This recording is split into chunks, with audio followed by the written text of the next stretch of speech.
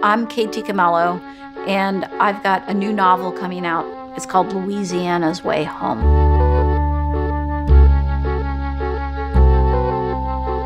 I never intend to write sequels, even though kids ask for them a lot.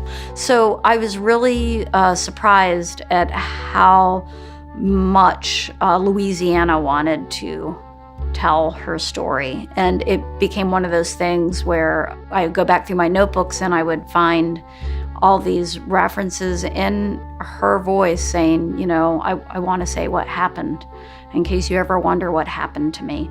So eventually I gave in because Louisiana is stronger than I am. And she won the battle of the wills. And I started to write this book.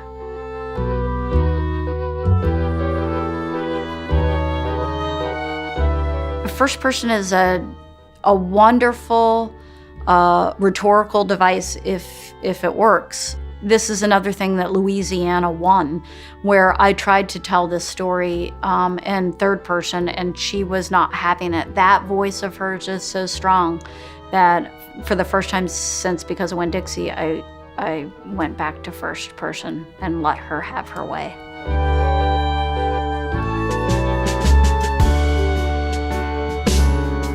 This story starts off as kind of like a madcap, kind of picaresque a little bit, and then we end up staying in one place, which is a small town in Georgia. And I realized that a lot of my books take place in small towns in the South. Why is that? Well, because that's where I grew up, and that's what gave me safety and balance and affected how I see the world. And also because I grew up in a small town in Central Florida, and it was so Southern in many ways, it's where I got storytelling from. That's, I think, why I keep on going back there.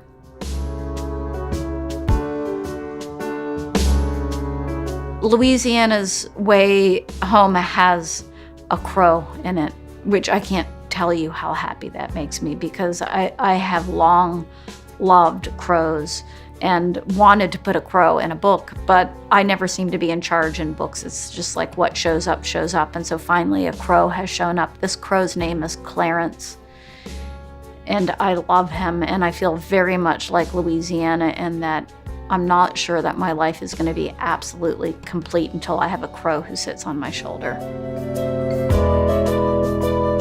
I've been doing this long enough now that I can see that I'm always kind of trying to work my way to the same point, which is everyone around a table together, connected, inside, safe, warm. So I guess what I'm always trying to do is to find my way home.